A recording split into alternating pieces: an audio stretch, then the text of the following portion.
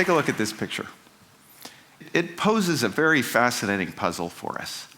These African students are doing their homework under streetlights at the airport in the capital city because they don't have any electricity at home. Now, I haven't met these particular students, but I've met students like them. Let's just pick one. For example, the one in the green shirt.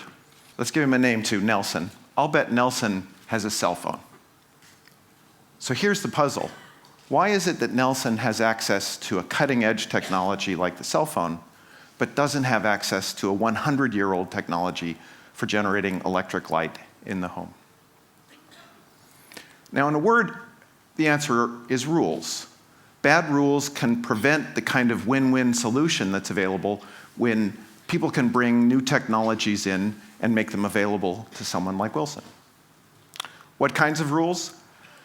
The electric company in this nation operates under a rule which says that it has to sell electricity at a very low subsidized price. In fact, a price that's so low it loses money on every unit that it sells.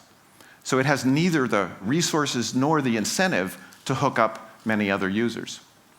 The president wanted to change this rule. He's seen that it's possible to have a different set of rules, rules where businesses earn a small profit, so they have an incentive to sign up more customers. That's the kind of rules that the cell phone company that Nelson purchases his telephony from operates under. The president's seen how those rules worked well, so he tried to change the rules for pricing of electricity, but ran into a firestorm of protest from businesses, consumers who wanted to preserve the existing subsidized rates. So he was stuck with rules that prevented him from letting the win-win solution from helping his country, and Nelson is stuck studying under the streetlights. The real challenge then is to try and figure out how we can change rules. Are there some rules we can develop for changing rules? I want to argue that there's a general abstract insight that we can make practical, which is that if we can give more choices to people and more choices to leaders, who in many countries are also people, but it's useful to present the opposition between these two, because the kind of choice you might want to give to a leader, a choice like giving the president the choice to raise prices on electricity, takes away a choice that people in the economy want. They want the choice to be able to continue consuming subsidized electric power. So if you give just to one side or the other, you'll have tension or friction. But if we can find ways to give more choices to both, that will give us a set of rules for changing rules and get us out of traps. Now, Nelson also has access to the internet, and he says that if you want to see the damaging effects of rules, the ways that rules can keep people in the dark, look at the pictures from NASA of the Earth at night. In particular, check out Asia. If you zoom in here, you can see North Korea in outline here, which is like a black hole compared to its neighbors. Now, you won't be surprised to learn that the rules in North Korea keep people there in the dark. But it is important to recognize that North Korea and South Korea started out with identical sets of rules in both the sense of laws and regulations, but also in the deeper senses of understandings, norms, culture, values, beliefs. When they separated, they made choices that led to very divergent paths for their sets of rules. So we as humans can change the rules that we use to interact with each other for better or for worse.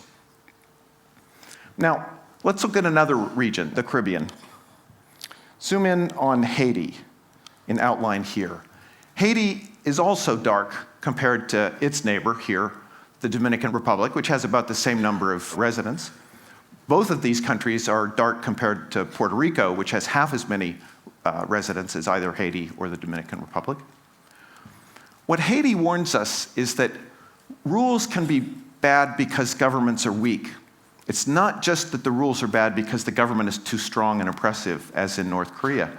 So that if we want to create environments with good rules, we can't just tear down. We've got to find ways to build up as well. Now, China dramatically demonstrates both the potential and the challenges of working with rules. Back in the beginning of the data presented in this chart, China was the world's high technology leader.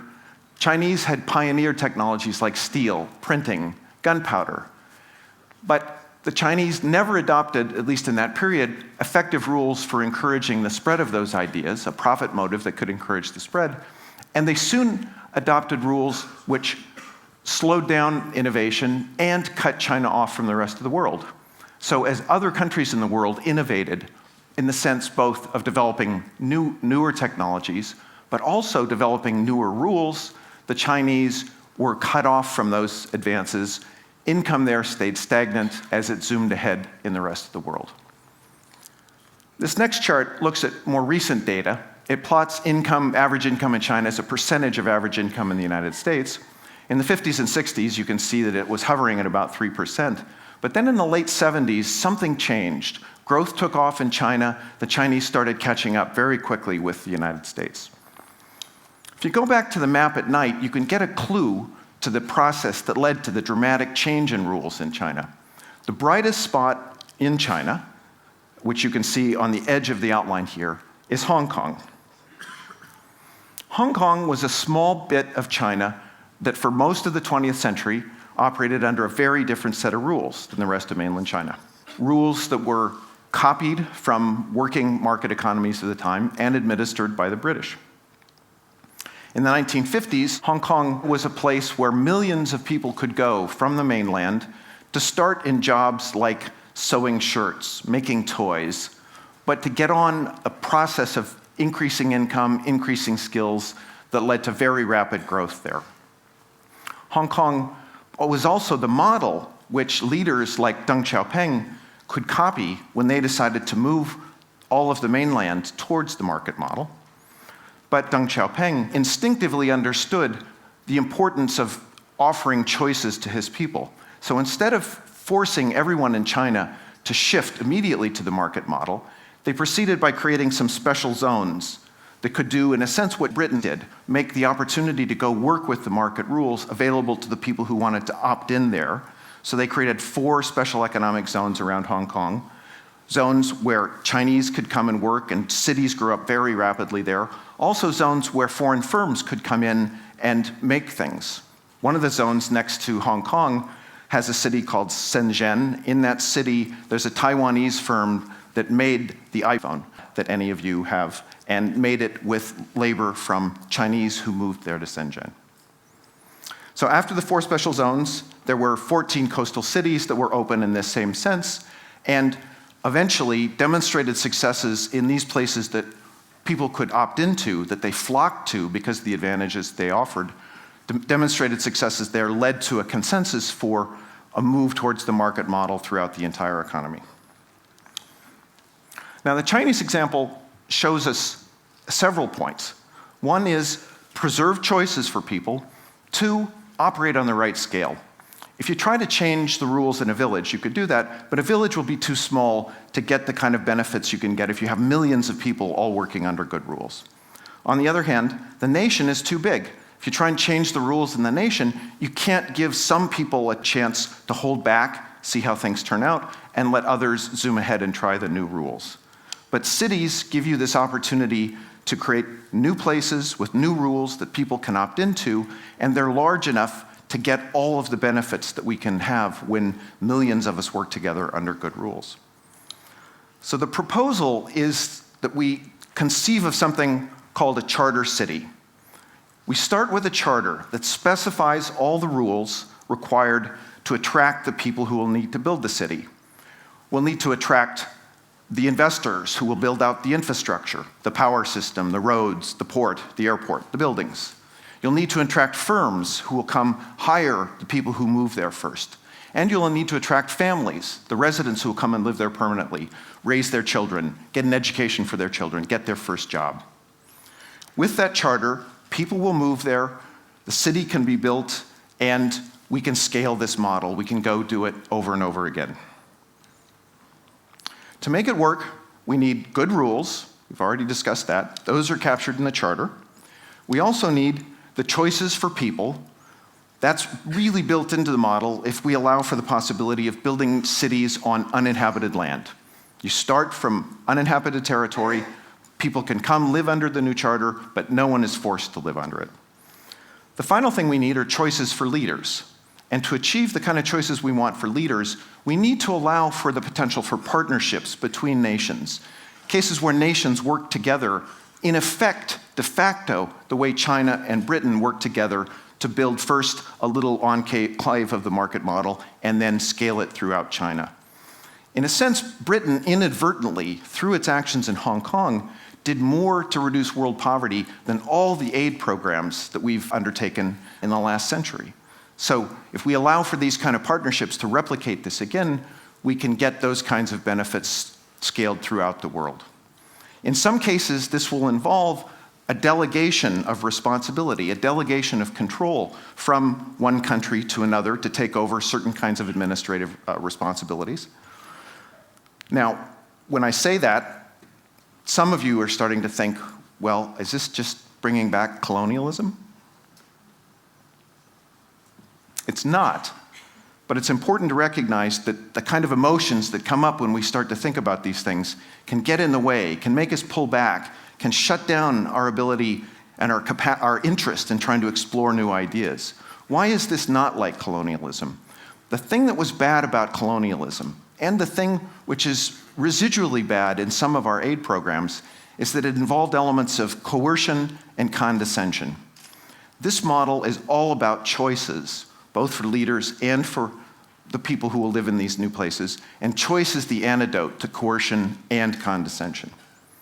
So let's talk about how this could play out in practice. Let's take a particular leader, Raul Castro, who's the leader of Cuba. It must have occurred to Castro that he has the chance to do for Cuba what Deng Xiaoping did for China. But he doesn't have a Hong Kong there on the island in Cuba. He does, though, have a little bit of light down in the south that has a very special status. There's a zone there around Guantanamo Bay where a treaty gives the United States administrative responsibility for a piece of land that's about twice the size of Manhattan. Castro goes to the Prime Minister of Canada and says, look, the Yankees have a terrible PR problem. They want to get out. Why don't you, Canada, take over, run a special administrative zone, allow a new city to be built up there, allow many people to come in, let us have a Hong Kong nearby. Some of my citizens will move into that city as well, others will hold back, but this will be the gateway that will connect the modern economy and the modern world to my country. Now, where else might this model be tried? Well, Africa. I've talked with leaders in Africa. Many of them totally get the notion of a special zone that people can opt into as a rule for changing rules. It's a way to create new rules and let people opt in without coercion and the opposition that coercion can force. They also totally get the idea that in some instances, they can make more credible promises to long-term investors, the kind of investors who will come build the port, build the roads in a new city. They can make more credible promises if they do it along with a partner nation, perhaps even in some arrangement that's a little bit like an escrow account, where you put land in the escrow account and the partner nation takes responsibility for it. There's also lots of land in Africa where new cities could be built. This is a picture I took when I was flying along the coast. There's immense stretches of land like this, land where hundreds of millions of people could live. Now, if we generalize this and think about not just one or two charter cities, but dozens, cities that will help create places for the many hundreds of millions, perhaps billions of people who will move to cities in the coming century, is there enough land for them? Well, throughout the world, if we look at the lights at night, the one thing that's misleading is visually it looks like most of the world is already built out. So let me show you why that's wrong. Take this representation of all of the land, turn it into a square that stands for all the arable land on Earth, and let these dots represent the land that's already taken up by the cities that 3 billion people now live in. If you move the dots down to the bottom of the rectangle, you can see that the cities for the existing 3 billion urban residents take up only 3% of the arable land on Earth. So if we wanted to build cities for another billion people, they would be dots like this. We'd go from 3% of the arable land to 4%. We'd dramatically reduce the human footprint on Earth by building more cities that people can move to. And if these are cities governed by good rules, they can be cities where people are safe, from crime, safe from disease and bad sanitation, where people have a chance to get a job, they can get basic utilities like electricity, their kids can get an education. So what will it take to get started building the first charter cities, scaling this so we build many more? It would help to have a manual. What university professors could do is write some details that might go into this manual. You wouldn't want to let us run the cities, go out and design them. You wouldn't let academics out in the wild.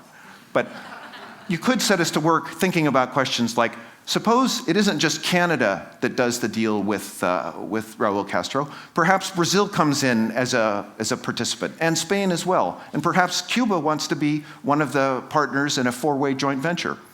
How would we write the treaty to do that? There's less precedent for that, but that could easily be worked out.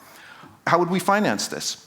Turns out Singapore and Hong Kong are cities that made huge gains on the value of the land that they owned when they got started. You could use the gains in the value of the land to pay for things like the police, the courts, but the school system and the healthcare system too, which make this a more attractive place to live, make this a place where people have higher incomes, which incidentally makes the land more valuable. So the incentives for the people helping to construct this zone and build it and set up the basic rules go very much in the right direction.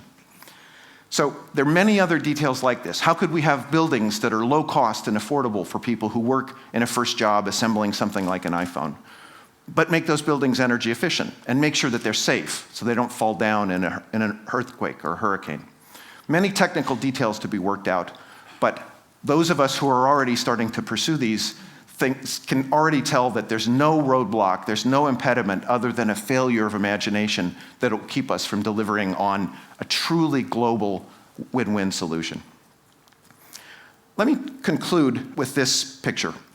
The reason we can be so well off, even though there's so many people on Earth, is because of the power of ideas. We can share ideas with other people, and when they discover them, they share with us. It's not like scarce objects, where sharing means we each get less. When we share ideas, we all get more. When we think about ideas in that way, we usually think about technologies. But there's another class of ideas, the rules that govern how we interact with each other. Rules like, let's have a tax system that supports a research university that gives away certain kinds of knowledge for free. Let's have a system where we have ownership of land that is registered in a government office that people can pledge as collateral. If we can keep innovating in our space of rules, and particularly innovate in the sense of coming up with rules for changing rules so we don't get stuck with bad rules, then we can keep moving progress forward and truly make the world a better place so that people like Nelson and his friends don't have to study any longer under the streetlights. Thank you.